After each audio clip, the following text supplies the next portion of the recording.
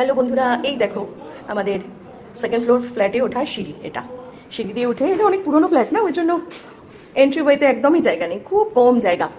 আর আমাদের এই জায়গাটা, এই ওয়ালটা দুদিন আগে হোয়াইট ওয়াশিং করে দিল, তো এখন ফাঁকা পুরো। এটা আমি তোমাদের সাথে দেখাচ্ছি, এরপরে সাজাবো, সাজিয়ে তোমাদের দেখাবো কিভাবে এই দেয়ালটাকে আমি সাজালাম। এখানে একটা কুলোই, এটা কিন্তু আমাদের বাঙালিদের কুলো না, এই কুলোটা অন্য অন্য রাজ্যে ইউজ করা হয়।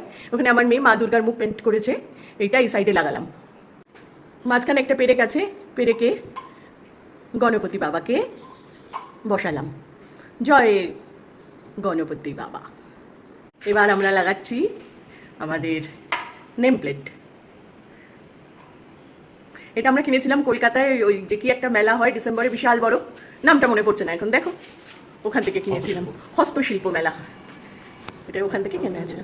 এখন এই ফটোগুলো লাগানো হচ্ছে। এই ফ্রেমগুলো জানো আমার অনেক পুরনো কিছু ফটো এর মধ্যে লাগানো ছিল, সিনারি তো। আর এই ফটোগুলো কোনো মিউজিয়াম থেকে নিয়ে এসেছিলো আমার মেয়ে, কিনে নিয়ে এসেছিলো, তো এগুলো এর ভিতরে লাগিয়ে আমি ফ্রেমগুলো নিজে ঘরে বানিয়েছি। উপরে একটা পেরেক আছে, ওইখানে একটা ফটো ফ্রেম। বাহ, দেখো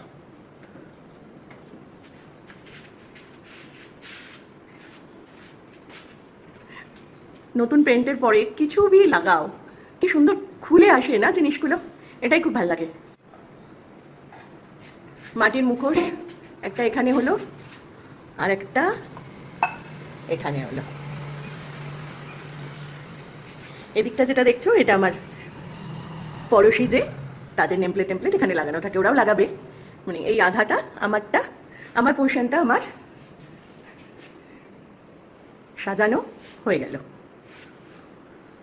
পুরো ভিউটা কেমন লাগলো তোমাদের আমাকে লিখে জানিও কিন্তু কমেন্টে। ওকে, টাটা।